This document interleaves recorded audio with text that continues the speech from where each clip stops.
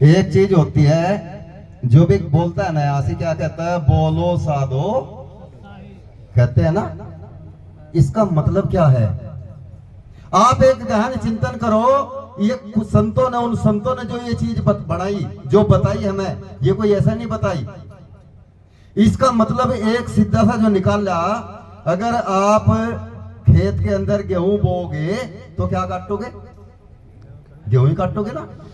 अगर मुंजी बोओगे तो मुंजी काटेंगे, ईख बोओगे तो ईख ही काटेंगे। सच्चाई है ना। हम जो सत्संग के अंदर यहां बैठे हुए हैं, इसमें भी उन संतों ने कुछ बोने को कहा। वो क्या कहा? जिस तरह कहते हैं ना, बोलो साधो, बोलो क्या बोलो? सत्संग के अंदर बैठ के उस सतगुरु महाराज का नाम समझे ना। हम जब भी यहां कोई आवे, कम से कम और कुछ नहीं कर सकते, कम से कम हम सतनाम सत साहिब तो कर सकते हैं ना। अर्थात कहने का तात्पर्य सत्संग का एक हुआ करता है। हम जब सत्संग के अंदर बैठते हैं तो हमारी हर एक सांस सतगुरु महाराज के चरणों में होनी चाहिए। मीरा का नाम इतना क्यों हुआ?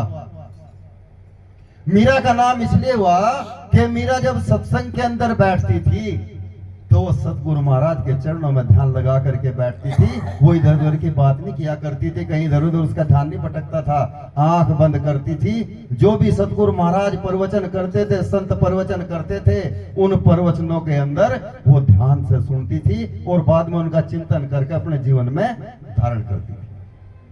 सत्संग का ये मतलब हुआ करता था। आज सत्संग को हमने अपने अपने तरीके से सबने ढाल लिया, जैसा जिसका मत वैसा ही वो सत्संग को।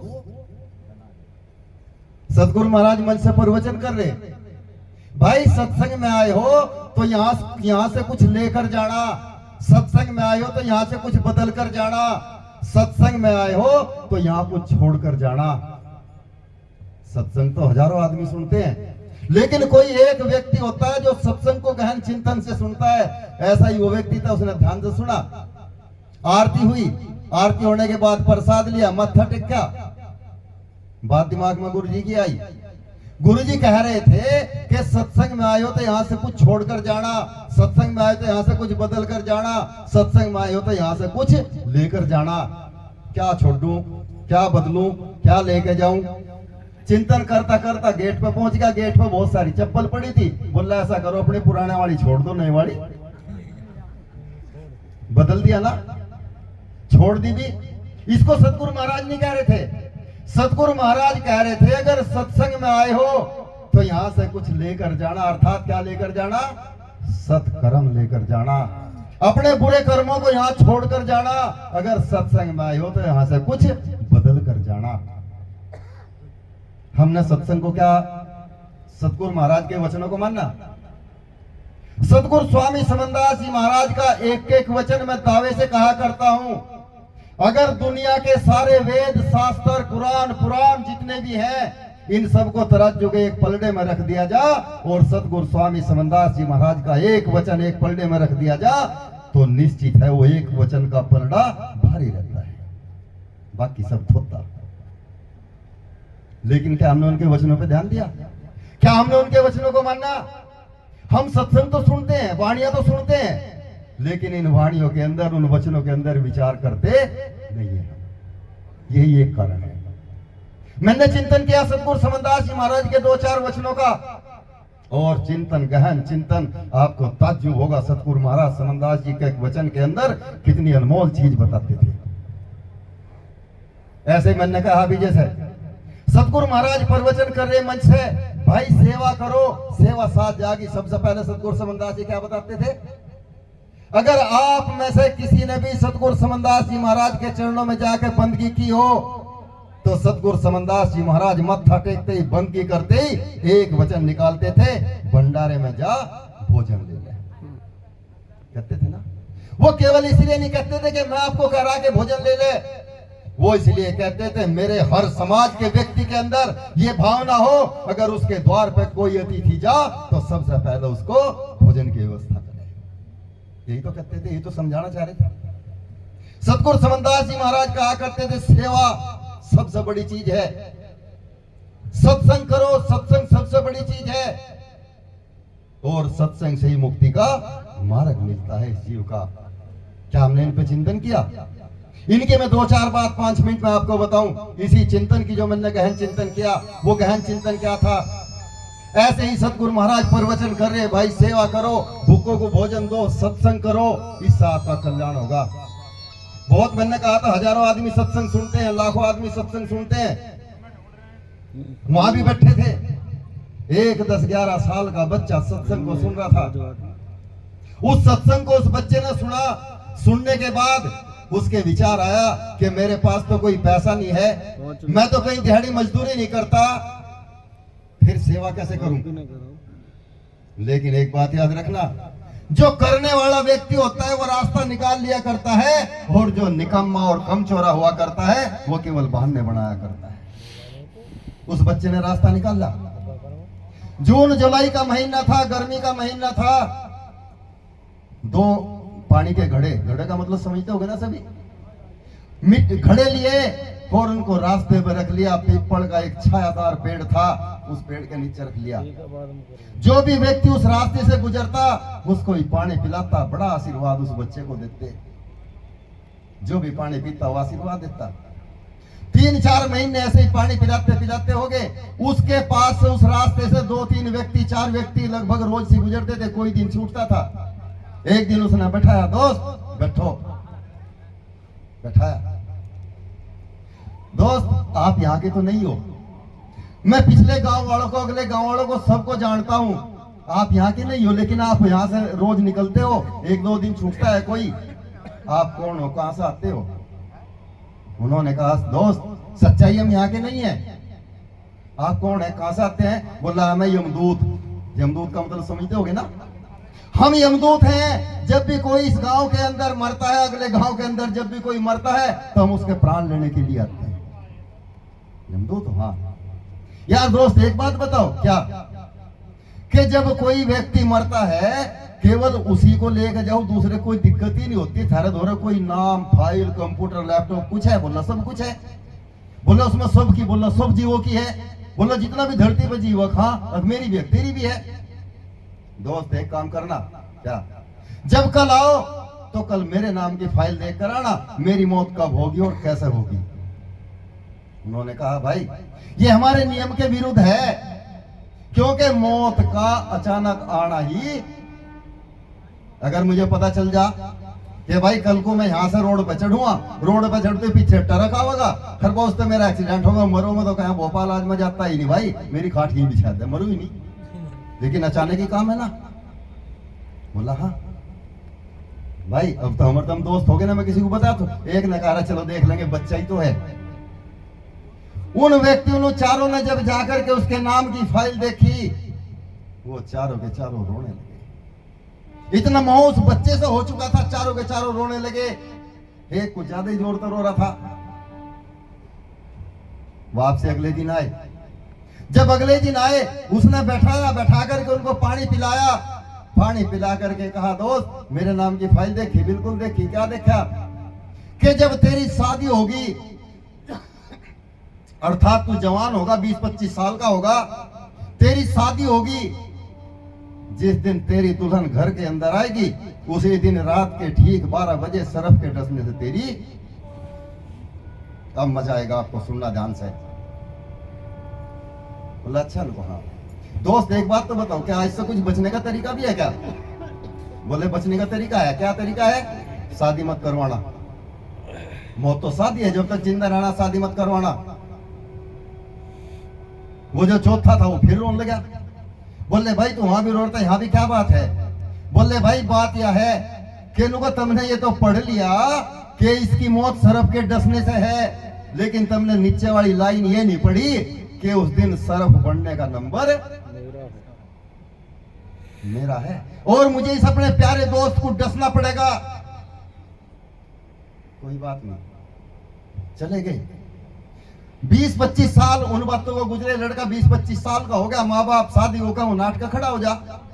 माँ बापों ने शादी का हो नाट जा। बकुल मिला के 25-26 साल का 27 साल हो गए। एक दिन ऐसे ऐसे बुजुर्गों को इकट्ठा किया, रिश्तेदारों को बुलाया, लड़के पे इतना दबाव बनाया कि लड़का शादी के लिए तैयार हो गया। पास के गांव में एक सत्संगी परिवार की लड़की देखी। कुल मिलाकर आपको शॉर्ट करके बताऊं तो लड़की की शादी उस लड़के से कर दी। दुल्हन घर के अंदर आ गई। दुल्हन घर के अंदर बैठी हुई है। लड़का जो मेहमान रुके हुए थे, किसी को खाट की आवश्यकता है खाट दे रहा, कपड़े की आवश्यकता कपड़ा दे रहा, भोजन की आवश्यकता भोजन दे रहा। 11 बजे तक सबको लेटाया। लेटा करके जैसे ही दुल्हन के रूम की तरफ को बढ़ा, ऐसे ही वो सरफ नजर आ गया। दोस्त आ गया? बिल्कुल आ गया। चल डस और निकल। बोला नहीं, तेरे पास में 1 घंटा है, तू जा दुल्हन से बात कर। विचार किया, दोस्त जब मेरे पास में 1 घंटा है ही है तो 1 घंटे में दुल्हन से क्या बात करनी। हम क्यों ना सत्संग करने, सत्संग का महत्व समझना। हम क्यों ना सत्संग कर ले, क्यों ना सुमरण कर ले, क्यों ना भजन कर ले। बोला तेरी मर्जी, 1 घंटे बाद तुझे मरना है। दुल्हन का आवाज गई। दुल्हन ने जैसे ही देखा तेरे पति के पास में कोई है तो है नहीं, फिर ये बात किससे कर रहा। लेकिन जैसे ही 3-4 दफे मौत का नाम आया, दुल्हन समझ गई 12 बजे तेरे पति की मौत है और ये अपनी मौत से बात कर रहा है। विचार करो माता बहनों प्रेमियों, विचार करो। जो दुल्हन अभी चंद घंटे पहले आई हो, उसके हाथों की मेहंदी भी ना उतरी हो और उसे ये पता लग जाए कि तेरे पति की मौत है, उसके जी पर क्या गुजरती। दुल्हन बैठ गई। वो दोनों के दोनों भजन में बैठ गए, सत्संग करने लगे। जिस समय सत्संग कर रहे थे, सत्संग करते करते करते करते 11-12 बजने में 5 मिनट थी।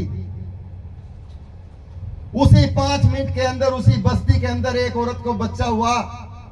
घर में कोई और था नहीं, बुजुर्ग था, बाप था, ससुर था।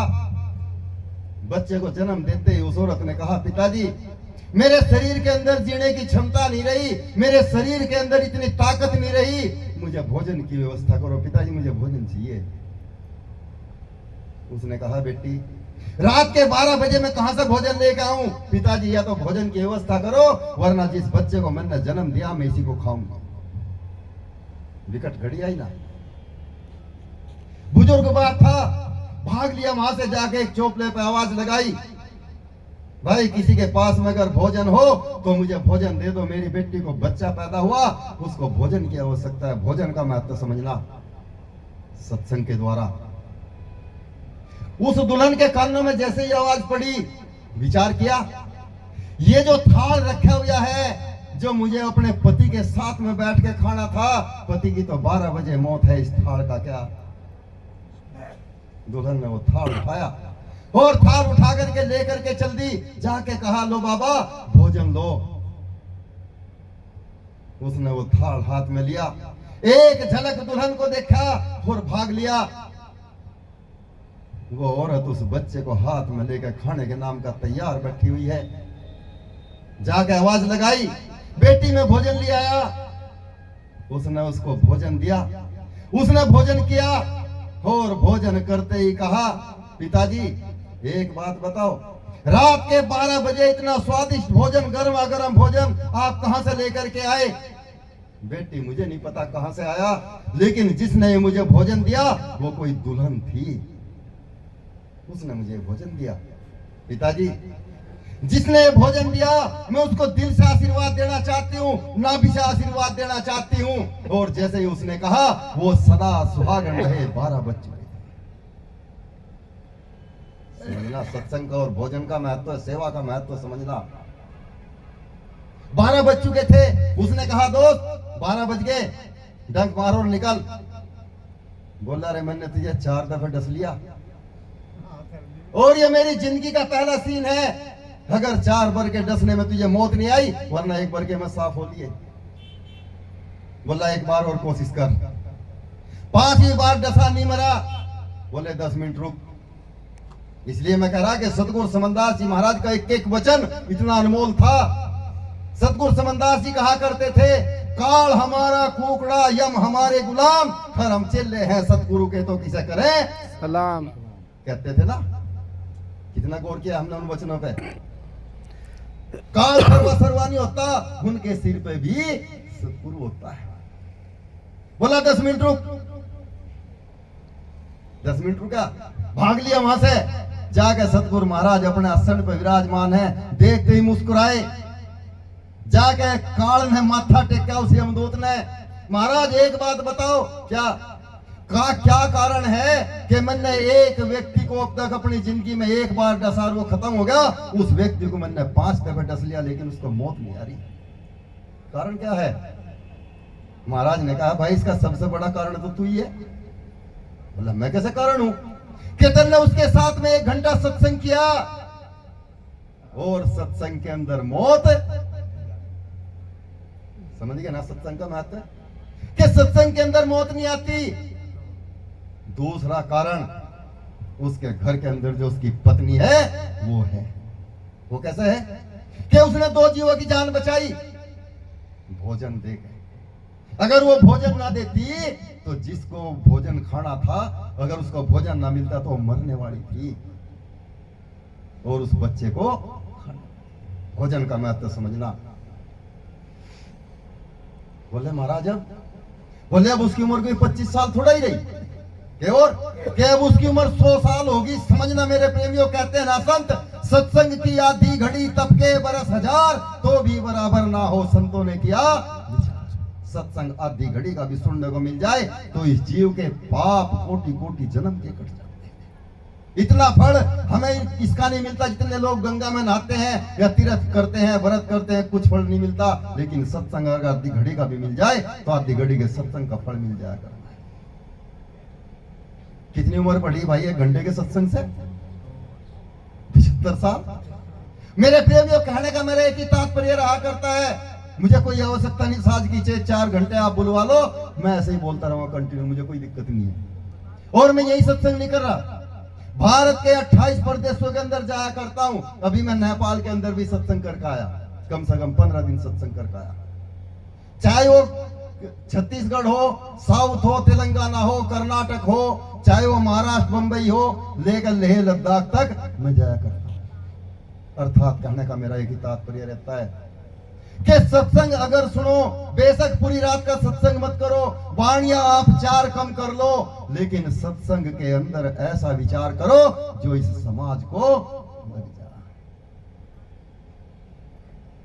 बोले महाराज, सतगुरु महाराज की असीम कृपा हुआ करती है। कब हुआ करती है? अब एक बार बताओ आप, चलो किस किस को विश्वास है कि सतगुरु महाराज भवसागर का पार करें? किसे किसे विश्वास है भाई? हाथ उठा के बताओ मुझे पहले। सबको विश्वास है? एक बात याद रखना,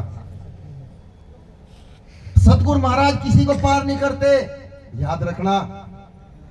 अगर हमें पार होना है तो हमें उनके बताए वचन पे, अगर वचन पे चल गए, कहा जो गुरु वचन पे डट गए कट गए फंद 84। जिन गुरु वचन पे डटे, सत्संग तो बहुत ले ले, सत्संग तो बहुत ले। सत्संग लेने के बाद में पता चला है हमें, बोला जी देखो दारू तो मैंने छोड़ दी, देखो कभी कभी बियर ले लूं, वह कौन सी गंगा जल तो बन रही, वो भी तो दारू ही है ना। याद रखना, सतगुरु महाराज उसी को पार करते हैं, उनके वचन पे टिकता है। कैसे टिकता है? एक चोर जो चोरी किया करता था, चोरी करना उसका काम था, संत के पास गया, सतगुरु महाराज के पास गया, महाराज मुझे भी सत्संग दे दो। बोला सत्संग ले ले। बोला महाराज एक बात बताऊं क्या? पहले मेरी सुन लो, क्या मैं चोर हूं और चोरी करनी नहीं छोड़ दूंगा, आप सत्संग दे या ना दे आप विचार करें। बोले चोरी करनी नहीं छोड़ना, बिल्कुल नहीं छोड़ दूं। चल तू चोरी करनी मत छोड़ना, एक काम तो कर लेगा, क्या? वचन मानना पड़ेगा। बोले वचन मान लूंगा, यो पक्का है। बोले अगर वचन मान लेगा तो सत्संग ले और भजन कर। वचन क्या है गुरुजी? बस एक वचन है, जो भी तुझे कोई औरत मिले, अगर तेरे से छोटी हो तो उसको अपनी बहन समझना, और कोई बड़ी हो तो उसको अपनी मां समझना। बोले ठीक है, ये काम तो कर लूंगा। चोर था, सत्संग ले लिया, शपथ ले ली, भजन बंदगी करने लगा। एक दिन जैसे ही चोरी करने के लिए गया बड़ा सुंदर मकान शहर से बाहर था। उस मकान के अंदर चोरी करने के लिए बढ़ गया, लेकिन उसे नहीं पता था वो मकान किसका था। किसका था मैं बताऊं, वहां का जो राजा था वो उसकी रानी का मकान था। उस मकान में रानी रहा करती थी। उस रानी को कोई बच्चा नहीं हुआ तो उसने उस राजा ने दुहाक दे करके उसको गांव से बाहर, लेकिन उसके सेवा में 2-4 सिपाही छोड़ दिए। सिपाहियों को हिदायत दी, भाई अगर कोई रानी से मिलने के लिए आए, कोई यहां से इससे आए तो मुझे तुरंत बताना। ठीक है महाराज। सिपाही मारा नहीं। वो चोर जैसे ही अंदर बढ़ा, राजा को भेज दिया पता, राजा साहब आज कोई रानी के महल में आया। राजा महल के अंदर आ गया, वो चोरी कर रहा था। जैसे ही चोरी कर रहा था, चोरी करते करते रानी की आंख खुली। भाई कौन? उसने कहा जी मैं चोर हूं। बोले तू चोर है कि हाँ? क्या लेकर के आज इसमें तू सामान लेकर के जाएगा? कोई घोड़ा गाड़ी ऊंट कुछ लेकर आया? चारों तरफ को देख कर खड़ा हो गया, क्योंकि ऐसी चोरी तो कभी लगी नहीं थी जिंदगी में जो घोड़े गाड़ी की जरूरत पड़े। अगर तू कुछ भी लाया हो, हीरे मोतियों से जवाहरात से तेरी गाड़ी भर दूंगी, बस एक काम कर दे। क्या? मेरी इच्छा पूरी कर दे। इच्छा का मतलब आप समझ, मेरी इच्छा पूरी कर दे। उसने विचार किया, हाथ जोड़कर बोला, आप तो मेरी मां हैं। राजा आ चुका था, आप तो मेरी मां हैं और मां के साथ में कोई मैं ऐसा कर्म। राजा ने विचार किया, चोर तो है लेकिन ईमानदार है, क्योंकि गुरु का वचन था। चोर तो है, ईमानदार है। उस सिपाहियों से कहा, सिपाहियों सुबह इसको दरबार में पेश करना, आप गिरफ्तार कर लो। सिपाहियों ने से गिरफ्तार कर लिया। गिरफ्तार करने के बाद में सुबह दरबार लगा, राजा मंच पे बैठा हुआ है, उसको पेश किया। बोले बताओ। बोले राजा साहब ये चोरी करने के लिए आया था। भाई बता। बोला जी मैं चोर हूं, चोरी करने के लिए आया था। ये मुझे भी पता है तू चोर है, लेकिन तू ईमानदार है। चोर तो है पर ईमानदार है। एक काम कर, चोरी करनी छोड़ दे। एक काम कर ले। क्या? तू 2 गांव ले ले, 4 गांव ले ले, उनका राजा बन के राज कर। तब तक उसको पता चल चुका था कि वो जो रानी है उसको दुहाक देकर राजा ने 2 गांव ले ले, 4 ले ले। हाथ जोड़ के कहा, राजा साहब मुझे गांव नहीं चाहिए, ना मुझे राजा बनना है। आप एक काम करो, अगर मुझे कुछ देना चाहते हो, क्या पूरा तो कर दोगे ना? बिल्कुल करूंगा, राजा हूं यहाँ का। वचन मुंह से निकाल। राजा साहब आपने जो उस मेरी मां को दुहाक देकर वहां बसा रखा, उसका दुहाक खत्म करके उसे सुहागण बना के इस महल के अंदर। राजा ने तुरंत आदेश दिया। वहां से रानी आई। आने के बाद उसको महल में खड़ा कर दिया गया, दरबार में। रानी हाथ जोड़कर राजा ने कहा, रानी मेरे से बहुत बड़ी गलती हुई, बहुत बड़ी भूल हुई। इसकी सजा शायद तू भी माफ ना कर सके, लेकिन जो मेरे से हो आप सजा देने के लिए तैयार हो, मुझे बताओ। आज से आपका दुहाक खत्म, आप सुहागण महल में रहोगी। मांगो, क्या मांगना है मेरी सजा के उसमें? राजा साहब आप कुछ देना चाहते हो? बिल्कुल देना चाहता हूं, पहले लिख के दो मुझे। रानी ने लिखवा दिया। नाटोगे तो नहीं? बिल्कुल नहीं नाटूंगा। रानी लिख के दे दिया। राजा साहब अगर नहीं नाटोगे तो आपने मुझे दुहाक इसलिए दिया था कि मेरे यहाँ कोई संतान पैदा नहीं हुई। यहाँ इसीलिए दिया था, तेरे से कोई संतान नहीं, मैंने इसलिए दुहाक देकर वहां बसाया था। राजा साहब ये जो खड़ा ना, मैंने इसको अपना बेटा स्वीकार कर लिया। आप भी इसे अपना बेटा स्वीकार करके और यहाँ का राजा समझो। प्रेमियों, गुरु की कितनी बड़ी महिमा हुआ करती है। राजा ने तुरंत अपनी गद्दी छोड़ी और उसको राजा बनाकर उसके सिर पर ताज धर कर उसे वहां का राजा घोषित कर दिया। यही तो सत्संग का राज हुआ करता है, यही तो सत्संग का रहस्य हुआ करता है, यही तो गुरु वचन का काम हुआ करता है कि गुरु चोरों को भी भवसागर पार कर दिया करते हैं। ओ सतगुरु महाराज की जय। हम किसको सत्संग कह रहे? क्या हम सत्संग वाणी सुनने को सत्संग कहते हैं? क्या हम केवल यहाँ इकट्ठा होकर सत्संग करने को सत्संग कहते हैं? नहीं, अरे सत्संग तो अगर करना है तो सत्संग तो दो व्यक्तियों में हो जाया करता है, और जो सत्संगी जी हुआ करते हैं वे तो रास्ते में सत्संग कर लिया करते हैं। मैं आपको बताऊं कैसे कर लिया करते हैं। मेरे समाज के अंदर सबसे बड़ी कमी है, अगर एक मां के दो पूत हो तो दोनों के अंदर जंग जुड़ी हुई है। अरे जब घर घर के अंदर भाई भाई में प्यार नहीं है तो फिर कहेगा सत्संग। सत्संग का नाम ही लव इज गॉड, प्रेम ही भगवान। अगर प्रेम है, हमारे घरों के अंदर प्रेम है, आज तो मियां बीबी में प्रेम नहीं है, बाण भाई में प्रेम नहीं है, भाइयों भाइयों में प्रेम, कहेगा सत्संग है। फिर सत्संग का मतलब ही जुड़ना हुआ करता है। मैं यहाँ रुड़की से पहले मेरा आश्रम है, मुझे अपने आश्रम पर जाना था, वहीं से ऑटो मिलते थे। मैं जैसे ही पुल पर खड़ा हुआ, पुल पर खड़ा था, ऑटो चलने में टाइम था, मैं एक अंगूर वाले के पास में चला गया। भाई साहब अंगूर क्या बात ये? उसने कहा जी 80 रुपए किलो। ध्यान तो समझना, सत्संग किसको कहते हैं? मेरे जैसे व्यक्ति का सत्संग तो आपका भी हर जगह हो जाए, लेकिन अगर चिंतन करें तो 80 रुपए किलो है जी। अरे मगर यार खाने सही लगा ले, बोला इससे कम नहीं है जी। नहीं ये जान हम खाते ही नहीं। मैं जैसे ही 2 कदम उठाते आवाज लगाई, महाराज जी सुनो। मगा क्या? बोले अंगूर खाओगे ना? मगा और क्या मुझे घेरने हैं? बोला एक काम करो ये ले लो। उसमें टोकरी में इतने सारे में रखे थे इकट्ठे करके, टूटे हुए, समझ गए ना? मैं टूटे हुए रखे थे। भाई ये क्या भाव है? बोला ये 40 रुपए किलो। भाई साहब एक बात बता, क्या ये अंगूर इनसे अलग हैं या कैसे? बोला नहीं है तो इन्हीं के ही, पर ये गुंछे में से टूट गए। समझो मेरे प्रेम, इसलिए नहीं मैं कह रहा, मैं इसलिए कह रहा जब तक वो गुंछे में थे 80 रुपए किलो थे, और गुंछे से अलग हो गए तो 40 रुपए किलो रह गए। मेरे प्रेमियों, अगर आप में ताकत है, आप गुंछे में रहो तो आपकी कीमत है, और गुंछे से टूट जाओगे तो आपकी कीमत आती। हम सत्संग किसको कह रहे हैं? सत्संग का मतलब तो समझना है। अभी मैं एक दिन एक पूजा करने के लिए गया, हवन करने के लिए मुझे बुला लिया। जैसे ही हवन करने के लिए गया, जाकर उन्होंने खाट बिछा दी, कपड़ा बिछा दिया, बैठ गया। आप में से भी अगर किसी घर के अंदर कोई थोड़ा सा क्रोध द्वेष भाव किसी व्यक्ति के अंदर होगा तो पहचान लोगे ना? पहचान जाते हैं। और अगर ना पहचान पाए तो फिर हम इंसान नहीं है। ऐसे ही मैं खाट पे बैठा हुआ था, वो बहन थी करीब कोई 20-21 साल की रही होगी। वो उस बहन जब भी वो चलती थी पैर पटक पटक कर रखनी, अर्थात गुस्सा था, क्रोध था। कोई रात उनकी बात हुई होगी, उस बात के ऊपर गुस्सा था। पूजा तो होनी थी, जब मैं चले गया था काम भी होना था, वो काम भी करती फिरी। मैंने उसे बुलाया, बहन इधर आ। गुरुजी बताओ। बहन एक बात बता, तेरे चेहरे पे दिख रहा तेरे शरीर के अंदर क्रोध है, क्या कारण है? बोले नहीं गुरुजी ऐसी बात कुछ नहीं। बहन साफ साफ बता। पता उस बहन ने क्या कहा?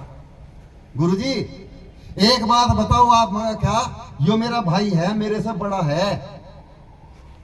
मगर हाँ, अगर यो घर से कहीं 2 घंटे भी गायब रह जा तो इस पर कोई सवाल नहीं करता, लेकिन अगर मैं 10 मिनट भी लेट हो जाऊं तो मेरे से 1000 सवाल पूछ जाना।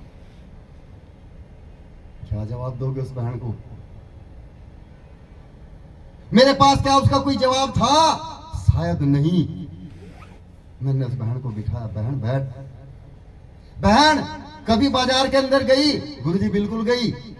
जब तू बाजार के अंदर गई तेने लोहा देखा ना, गाटर देखे होंगे, सरिया देखा होगा, कहां पड़ा रहे? बोले गुरुजी वो लाला की दुकान पर बाहर पड़ा रहे। ऐसे ही पड़े रहता है ना?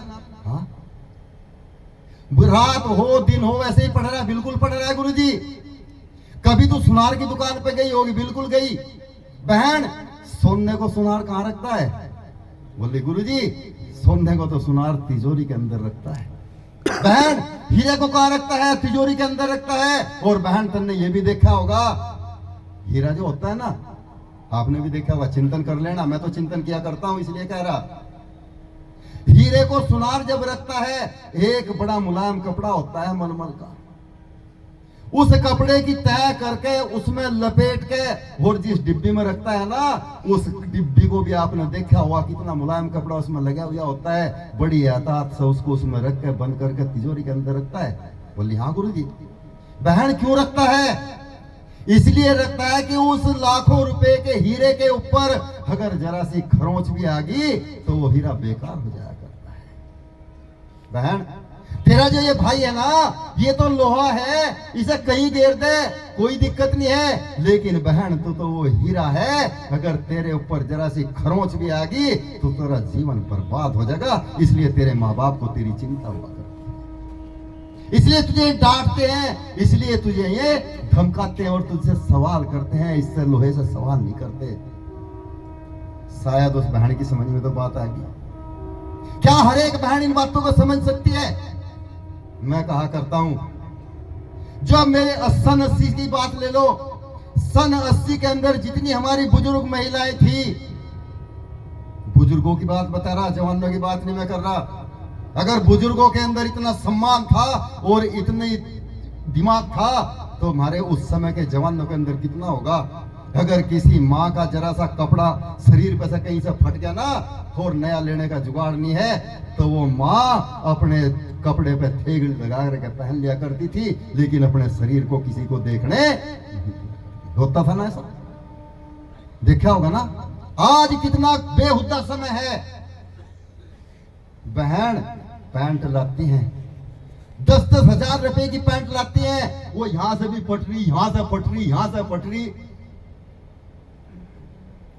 क्या हमारी ये सभ्यता थी? क्या हमारा ये कल्चर था? अगर हमारे सत्संगी बने तो अपनी वही सभ्यता और वही कल्चर हमें अपने समाज के अंदर लाना होगा। अपनी बेटियों को ऐसे कपड़े मत पहनाओ जो हम प्रदर्शन करते हो। कपड़ा चाहे वो कितने का भी हो, ऐसे कपड़े पहनाओ जो सभ्य लगते हो। आप भी अगर बेटी के साथ में कहीं बाहर जाते होंगे, ऐसे भद्दे कपड़े पहना के माँ बाप को भी नीची लगानी पड़ती होगी, जिस नजर से लोग देखते हैं। प्रेमियों, सत्संग का घर बहुत दूर है। मीरा कहा करती थी कि मैंने हार श्रृंगार सब कुछ त्याग दिया। अरे उस मीरा ने जब हार श्रृंगार, मेकअप, जेवर, गहने सब कुछ त्याग दिए तो फिर किसके लिए? प्रेमियों, मैं ज्यादा कुछ नहीं, बोर हो जाओगे आप भी, फिर ज्यादा कहूंगा तो। लेकिन मैं इतना ही कहता हूं कि जितना कह दिया इसको समझ लेना बहुत बड़ी बात है। वैसे चाहे मेरे पे 4 घंटे तक बुलवाओ जाओ, मैं बोल जाऊंगा, कोई फर्क नहीं पड़ता। लेकिन सबसे बड़ी बात सत्संग के अंदर एक ही हुआ करती है कि सत्संग को समझना सबसे बड़ी बात है। अगर भजन सुना आता तो है क्या भाई ढोलक, चले एक भजन बोल दो है कोई भाई ढोलक वाला?